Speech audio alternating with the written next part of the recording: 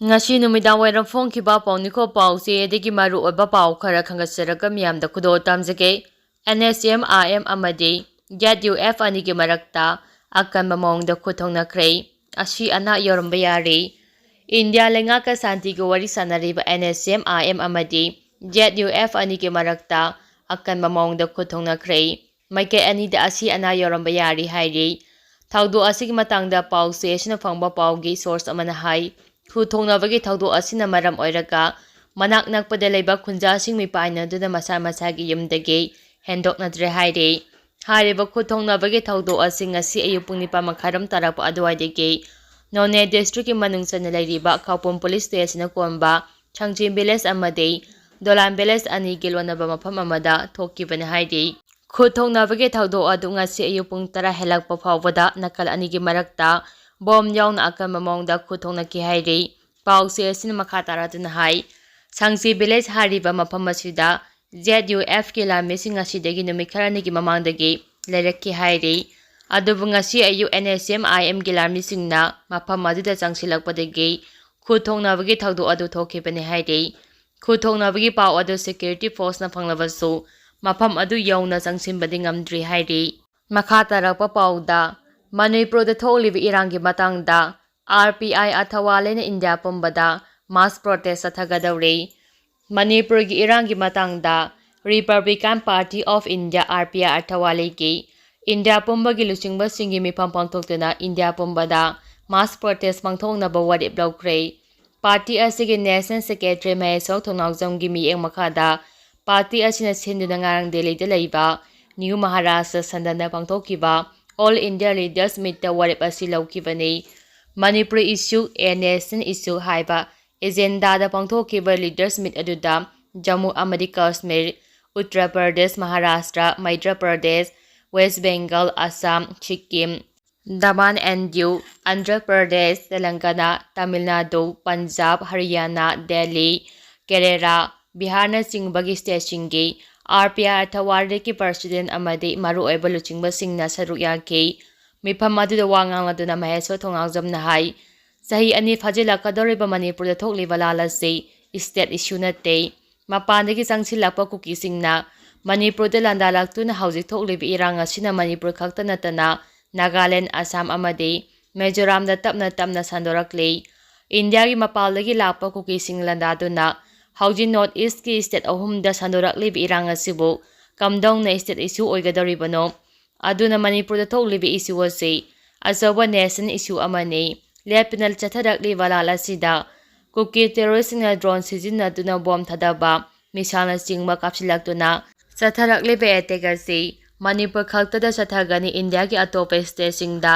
yarokloi haiba ngamba natte maramdi hariba kuki terrorist asigi maningda India gi mapan gi khut yawi mapan gi ahemba senthang amade khusu khola kya phangni haba asi akhang ahi kaya amade NIA na fawba phongdoki ba laikhrabani masi fawbade India gi lairiba luchingba singna theiduna thamlaga North East state sing maru oina Manipur bo tokhane inthoktuna thamliba karigino haujik tholiba lal asina ka hena phipam soksingkhiduna India pumbade hen awaba piraktringai lal asigi haurakfa moiriba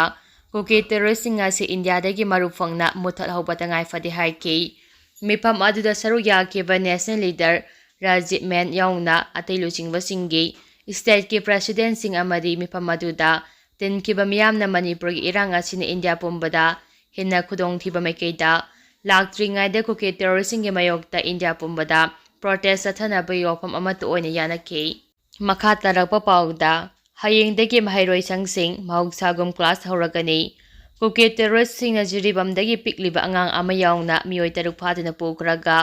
tamthina ot nairaba matungda tamthina hatkiba tawdo adubu yaningdaba phongdoktuna lamdam asigi miyamna akamba khongjang changsilakpadagi pamdaba thodoksing thoktuna balengangna mahairoi sangsing matang kaktana thingduna lakhiba adu hayengdagi mahugsagum mahairoi sangsing thong hanglakani hairi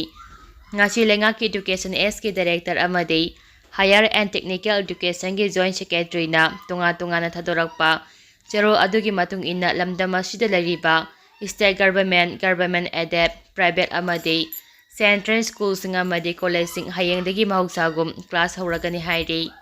ꯃꯈꯥ ꯇꯥꯔꯛꯄ ꯑꯣꯏꯅ ꯄꯥꯎꯖꯦꯜ ꯄꯥꯎꯆꯦ ꯑꯗꯒꯤ ꯃꯔꯨꯑꯣꯏꯕ ꯄꯥꯎ ꯈꯔ ꯈꯪꯒꯠꯆꯔꯒ ꯃꯤꯌꯥꯝꯗ ꯈꯨꯗꯣꯜ ꯇꯝꯖꯒꯦ꯫ ꯃꯅꯤꯄꯨꯔ ꯅꯠꯇꯅ ꯑꯥꯔꯃꯤ ꯀꯦꯝꯞ ꯃꯅꯨꯡꯗ ꯃꯤꯆꯝꯒꯤ ꯂꯝꯕꯤ ꯂꯩꯕ ꯊꯦꯡꯅꯗꯦ꯫ ꯂꯩꯃꯈꯣꯡꯗ ꯂꯩꯕ ꯌꯥꯡꯈꯩ-8 ꯃꯥꯎꯟꯇꯦꯟ ꯗꯤꯚꯤꯖꯟ ꯍꯥꯏꯅ ꯆꯥꯎꯅ ꯂꯩꯔꯤꯕ ꯑꯥꯔꯃꯤ ꯀꯦꯝꯞ ꯑꯗꯨꯒꯤ ꯃꯅꯨꯡꯗ ꯆꯪꯈꯤꯕ ꯂꯥꯏꯁ꯭ꯔꯝ ꯀꯃꯜꯕꯕꯨ ꯃꯐꯝ ꯃꯔꯥꯡ ꯈꯪꯗꯅ ꯃꯥꯡꯈꯤꯕ ꯑꯁꯤꯒꯤ ꯇꯦꯛꯆꯥꯛ ꯄꯨꯝꯅꯃꯛ ꯑꯥꯔꯃꯤ ꯀꯦꯝꯞ ꯑꯗꯨꯒꯤ ꯖꯦꯅꯔꯦꯜ ꯑꯣꯐꯤꯁꯥꯔ ꯀꯃꯥꯟꯗꯤꯡ (JOCꯅ ꯄꯨꯒꯗꯕꯅꯤ꯫ ꯂꯩꯉꯥꯛꯅꯁꯨ ꯑꯀꯟꯕ ꯃꯤꯠꯌꯦꯡ ꯆꯪꯗꯨꯅ ꯆꯞ ꯆꯥꯕ ꯊꯕꯛ ꯂꯧꯈꯠꯂꯨ ꯍꯥꯏꯅ federation of civil society organisation ꯐꯣꯛꯁꯀꯤ ꯄ꯭ꯔꯁꯤꯗꯦꯟꯠ ꯊꯣꯏꯗꯤꯡꯖꯝ ꯃꯅꯤꯍꯥꯅ ꯐꯣꯡꯗꯣꯛꯈ꯭ꯔꯦ꯫ ꯋꯥꯐꯝ ꯑꯁꯤ ꯀꯛꯋꯥꯗ ꯂꯩꯕ ꯂꯨꯞ ꯑꯁꯤꯒꯤ ꯃꯌꯥꯏꯂꯣꯏꯁꯪꯗ ꯄꯥꯡꯊꯣꯛꯄ ꯄꯥꯎꯒꯤ ꯃꯤꯐꯝ ꯑꯃꯗ ꯐꯣꯡꯗꯣꯛꯂꯗꯨꯅ ꯃꯍꯥꯛꯅ ꯍꯥꯏ ꯖꯤꯔꯤꯕꯥꯝꯗ ꯃꯤꯑꯣꯏ ꯀꯌꯥ ꯀꯨꯀꯤ ꯃꯤꯂꯤꯇꯦꯟꯠꯁꯤꯡꯅ ꯇꯝꯊꯤꯅ ꯍꯥꯠꯈꯤꯕꯒꯤ ꯅꯨꯡꯉꯥꯏꯇꯅ ꯂꯩꯔꯤꯉꯩ ꯆꯩꯔꯛ ꯑꯁꯤꯗ ꯂꯩꯃꯈꯣꯡ ꯑꯥꯔꯃꯤ ꯀꯦꯝꯞ ꯃꯅꯨꯡꯗ ꯀꯃꯜꯕꯕꯨ ꯀꯧꯕ ꯃꯤꯑꯣꯏ ꯑꯃ ꯑꯃꯨꯛ ꯃꯥꯡꯍꯟꯈꯤꯕ ꯍꯥꯏꯕꯁꯤ ꯌꯥꯝꯅ ꯂꯥꯏꯕꯛ ꯊꯤꯕꯅꯤ꯫ ꯉꯁꯤ ꯐꯥꯎꯕ ꯀꯨꯀꯤ ꯃꯤꯂꯤꯇꯦꯟꯠꯁꯤꯡꯅ ꯐ꯭ꯔꯤꯗ ꯊꯥꯗꯣꯛꯇꯨꯅ ꯊꯝꯂꯤ꯫ ꯀꯃꯜꯕꯕꯨ ꯃꯥꯡꯈꯤꯕꯒ ꯃꯔꯤ ꯂꯩꯅꯅ ꯃꯥꯎꯟꯇꯦꯟ ꯗꯤꯚꯤꯖꯟꯒꯤ JOCꯅ ꯐꯣꯡꯗꯣꯛꯈꯤꯕ ꯋꯥꯐꯝ ꯑꯗꯨꯃꯛ ꯗꯥꯏꯇ ꯌꯥꯎꯗꯕ ꯃꯤꯑꯣꯏ ꯑꯃꯒꯤ ꯋꯥꯉꯥꯡꯅꯤ꯫ ꯃꯍꯥꯛꯅ ꯃꯥꯡꯈꯤꯕ ꯑꯃꯗꯤ ꯊꯣꯛꯂꯛꯄ ꯑꯐ-ꯐꯠꯇ ꯈꯨꯗꯤꯡꯃꯛ JOC ꯃꯁꯥꯃꯛꯅ ꯄꯨꯒꯗꯕꯅꯤ꯫ ꯃꯅꯤꯄꯨꯔ ꯂꯩꯉꯥꯛꯅꯁꯨ ꯃꯍꯥꯛꯀꯤ ꯃꯊꯛꯇ ꯑꯍꯦꯟꯕ ꯃꯤꯠꯌꯦꯡ ꯆꯪꯗꯨꯅ ꯆꯞ ꯆꯥꯕ ꯊꯕꯛ ꯂꯧꯈꯠꯍꯟꯅꯤꯡꯉꯤ꯫ ꯃꯤꯌꯥꯝꯅꯁꯨ ꯃꯁꯤꯒꯤ ꯃꯇꯥꯡꯗ ꯈꯣꯜꯂꯥꯎ ꯂꯧꯃꯤꯟꯅꯕ ꯃꯇꯝ ꯑꯣꯏꯔꯦ꯫ ꯂꯣꯏꯅꯅ ꯖꯔꯃꯟ ꯔꯣꯗ, ꯇꯥꯏꯒꯔ ꯔꯣꯗ ꯍꯥꯏꯅ ꯀꯨꯀꯤꯁꯤꯡꯅ ꯆꯠꯊꯣꯛ-ꯆꯠꯁꯤꯟ ꯇꯧꯔꯤꯕ ꯂꯝꯕꯤꯁꯤꯡ ꯑꯁꯤ ꯍꯥꯏꯔꯤꯕ ꯑꯥꯔꯃꯤ ꯀꯦꯝꯞ ꯑꯁꯤ ꯐꯥꯎꯗꯨꯅ ꯆꯠꯂꯤꯕ ꯑꯁꯤꯗ ꯃꯅꯤꯄꯨꯔ ꯂꯩꯉꯥꯛꯅ ꯑꯌꯥꯕ ꯄꯤꯕ ꯂꯩꯕ꯭ꯔꯥ? ꯏꯟꯗꯤꯌꯥꯒꯤ ꯃꯐꯝ ꯑꯃꯠꯇꯗ ꯑꯥꯔꯃꯤ ꯀꯦꯝꯞ ꯃꯅꯨꯡꯗ ꯃꯤꯆꯝꯒꯤ ꯂꯝꯕꯤ ꯂꯩꯕ ꯊꯦꯡꯅꯗꯦ꯫ ꯏꯟꯗꯤꯌꯥ ꯑꯃꯗꯤ ꯃꯅꯤꯄꯨꯔ ꯂꯩꯉꯥꯛꯅ ꯑꯊꯨꯕ ꯃꯇꯝꯗ ꯂꯝꯕꯤ ꯑꯁꯤ ꯊꯤꯡꯖꯤꯟꯅꯕ ꯍꯣꯠꯅꯐꯝ ꯊꯣꯛꯏ꯫ ꯉꯁꯤ ꯐꯥꯎꯕꯗ ꯀꯨꯀꯤꯁꯤꯡꯅ ꯇꯧꯕ ꯗꯤꯃꯥꯟꯁꯤꯡ ꯖꯤꯔꯤꯕꯥꯝꯒꯤ OC ꯏꯕꯣꯇꯣꯝꯕꯤ ꯇ꯭ꯔꯥꯟꯁꯐꯔ ꯇꯧꯈꯤꯕ, ꯇꯝꯄꯥꯛꯀꯤ ꯃꯐꯝꯁꯤꯡꯗ ꯑꯐꯁꯄꯥ ꯊꯝꯖꯤꯟꯕ, CRPFꯇ DIG ꯑꯣꯏꯕ ꯍꯨꯏꯗ꯭ꯔꯣꯝ ꯄ꯭ꯔꯦꯝꯖꯤꯠ ꯇ꯭ꯔꯥꯟꯁꯐꯔ ꯇꯧꯕꯅꯆꯤꯡꯕ ꯀꯌꯥ ꯑꯃ ꯏꯟꯗꯤꯌꯥ ꯂꯩꯉꯥꯛ ꯑꯃꯗꯤ ꯃꯅꯤꯄꯨꯔ ꯂꯩꯉꯥꯛꯅ ꯊꯕꯛꯇ ꯑꯣꯟꯊꯣꯛꯈ꯭ꯔꯦ꯫ ꯃꯔꯝ ꯑꯗꯨꯅ ꯂꯩꯉꯥꯛ ꯑꯁꯤ ꯀꯨꯀꯤꯒꯤ ꯃꯈꯥꯗ ꯂꯩꯔꯕ꯭ꯔꯥ? ꯏꯟꯗꯤꯌꯥ ꯂꯩꯉꯥꯛꯀꯤ ꯀꯔꯝꯕ ꯑꯔꯣꯟꯕ ꯑꯦꯖꯦꯟꯗꯥ ꯂꯩꯕꯒꯤꯅꯣ ꯍꯥꯏꯅꯁꯨ ꯃꯍꯥꯛꯅ ꯍꯪꯂꯗꯨꯅ ꯖꯤꯔꯤꯕꯥꯝꯗ ꯂꯥꯟꯗꯥꯕꯗ ꯍꯛꯊꯦꯡꯅꯅ ꯌꯥꯎꯕ ꯑꯥꯏꯖꯣꯜ ꯍꯣꯁꯄꯤꯇꯥꯜꯗ ꯍꯧꯖꯤꯛ ꯂꯩꯀꯟꯅꯗꯨꯅ ꯂꯩꯕ ꯖꯣꯟ ꯀꯧꯕ ꯃꯤꯑꯣꯏ ꯑꯁꯤ ꯉꯁꯤ ꯐꯥꯎꯕ ꯐꯒꯠꯇ꯭ꯔꯤꯕ ꯀꯔꯤꯒꯤꯅꯣ? ꯖꯤꯔꯤꯕꯥꯝꯒꯤ ꯀꯦꯁ NIAꯅ ꯄꯥꯏꯈꯤꯕꯗ ꯊꯥꯒꯠꯂꯤ ꯑꯗꯨꯃꯛꯄꯨ NIAꯁꯨ ꯃꯅꯤꯄꯨꯔ ꯌꯧꯔꯛꯄꯗꯗꯤ ꯃꯌꯥꯛ ꯆꯝꯊꯩ ꯍꯥꯏꯕꯁꯤ ꯃꯤꯌꯥꯝꯅ ꯈꯪꯅꯔꯕ ꯋꯥꯐꯝꯅꯤ꯫ ꯃꯈꯥ ꯇꯥꯔꯛꯄ ꯑꯣꯏꯅ ꯀꯪꯂꯩꯄꯥꯛꯀꯤ ꯃꯦꯔꯥꯒꯤ ꯄꯥꯎꯆꯦ ꯑꯗꯒꯤ ꯃꯔꯨꯑꯣꯏꯕ ꯄꯥꯎ ꯈꯔ ꯈꯪꯒꯠꯆꯔꯒ ꯃꯤꯌꯥꯝꯗ ꯈꯨꯗꯣꯜ ꯇꯝꯖꯒꯦ꯫ ꯀꯨꯀꯤ ꯃꯤꯂꯤꯇꯦꯟꯠꯁꯤꯡꯅ ꯇꯝꯊꯤꯅ ꯍꯥꯠꯈꯤꯕ ꯃꯤꯑꯣꯏ 3ꯒꯤ ꯑꯣꯇꯣꯞꯁꯤ ꯔꯤꯄꯣꯔꯠꯇ ꯇꯝꯊꯤꯕ ꯃꯤꯍꯥꯠꯇ ꯍꯥꯠꯈꯤ ꯍꯥꯏꯕ ꯈꯪꯕ ꯉꯝꯂꯦ꯫ ꯖꯤꯔꯤꯕꯥꯝ ꯗꯤꯁꯇ꯭ꯔꯤꯛꯀꯤ ꯕꯣꯔꯥꯕꯦꯛꯇ꯭ꯔ ꯁꯕ ꯗꯤꯚꯤꯖꯟꯒꯤ ꯃꯅꯨꯡꯆꯟꯅ ꯖꯀꯣꯔꯥꯗꯣꯗꯒꯤ ꯀꯨꯀꯤ ꯃꯤꯂꯤꯇꯦꯟꯠꯁꯤꯡꯅ ꯐꯥꯗꯨꯅ ꯄꯨꯈ꯭ꯔꯕ ꯃꯇꯨꯡꯗ ꯇꯝꯊꯤꯕ ꯃꯤꯍꯥꯠꯇ ꯍꯥꯠꯈꯤꯕ ꯄꯤꯛꯂꯤꯕ ꯑꯉꯥꯡ 3 ꯌꯥꯎꯅ ꯄꯨꯟꯅ ꯃꯤꯑꯣꯏ 3 ꯑꯗꯨꯒꯤ ꯃꯅꯨꯡꯗ ꯃꯤꯑꯣꯏ 3ꯒꯤ ꯑꯣꯇꯣꯞꯁꯤ ꯔꯤꯄꯣꯔꯠ ꯂꯥꯛꯈ꯭ꯔꯕ ꯃꯇꯨꯡ ꯊꯥ 9 ꯈꯛꯇ ꯉꯥꯏꯔꯤꯕ ꯂꯥꯏꯁ꯭ꯔꯝ ꯂꯟꯉꯥꯝꯕ ꯌꯥꯎꯅ ꯃꯤꯑꯣꯏ 3ꯒꯤ ꯑꯣꯇꯣꯞꯁꯤ ꯔꯤꯄꯣꯔꯠꯁꯨ ꯂꯥꯛꯂꯦ꯫ ꯍꯤꯔꯝ ꯑꯁꯤꯒ ꯃꯔꯤ ꯂꯩꯅꯅ ꯏꯟꯗꯤꯌꯥ ꯇꯨꯗꯦ NEꯅ ꯔꯤꯄꯣꯔꯠ ꯇꯧꯔꯛꯈꯤꯕꯒꯤ ꯃꯇꯨꯡ ꯏꯟꯅꯗꯤ ꯑꯣꯇꯣꯞꯁꯤ ꯔꯤꯄꯣꯔꯠꯁꯤꯡ ꯑꯗꯨꯗ ꯂꯥꯏꯁ꯭ꯔꯝ ꯂꯟꯉꯥꯝꯕꯒꯤ ꯍꯛꯆꯥꯡꯒꯤ ꯑꯣꯏꯊꯪꯕ ꯈꯨꯎꯗ ꯅꯣꯡꯃꯩ ꯃꯔꯨ ꯑꯃ ꯀꯥꯞꯁꯤꯟꯈꯤ, ꯊꯕꯥꯛꯇ ꯊꯥꯡꯅ ꯊꯤꯟꯕ, ꯆꯥꯏꯔꯨꯡꯗ ꯑꯔꯨꯝꯕ ꯄꯣꯠꯁꯛ ꯑꯃꯅ ꯊꯣꯝꯈꯤꯕꯒꯤ ꯈꯨꯗꯝ ꯐꯪꯂꯦ꯫ ꯂꯣꯏꯅꯅ ꯑꯉꯥꯡ ꯑꯁꯤꯒꯤ ꯃꯃꯤꯠ ꯑꯅꯤꯃꯛ ꯌꯥꯎꯔꯝꯈꯤꯗꯦ ꯍꯥꯏꯔꯤ꯫ ꯂꯣꯏꯅꯅ ꯑꯉꯥꯡ ꯑꯁꯤꯒꯤ ꯊꯕꯥꯛꯀꯤ ꯁꯔꯨꯛꯇ ꯊꯥꯡ ꯊꯤꯟꯕ ꯑꯗꯨꯅ ꯃꯔꯝ ꯑꯣꯏꯗꯨꯅ ꯊꯕꯥꯛꯀꯤ ꯁꯔꯨ ꯄꯣꯂꯥꯡꯁꯨ ꯇꯦꯛꯂꯝꯈꯤ ꯍꯥꯏꯔꯤ꯫ ꯆꯍꯤ 9 ꯈꯛꯇ ꯉꯥꯏꯔꯤꯕꯤ ꯇꯦꯂꯦꯝ ꯊꯥꯖꯃꯥꯟꯕꯤ ꯑꯣꯏꯅ ꯃꯍꯥꯛꯀꯤ ꯍꯛꯆꯥꯡꯒꯤ ꯊꯕꯥꯛꯀꯤ ꯁꯔꯨꯛꯇ ꯅꯣꯡꯃꯩ ꯃꯔꯨ ꯑꯃ ꯄꯥꯟꯕꯗꯒꯤ ꯐꯧꯗꯣꯛꯇꯨꯅ ꯆꯠꯈꯤꯕꯒꯤ ꯗꯥꯛꯐꯝ ꯂꯩꯔꯝꯈꯤ꯫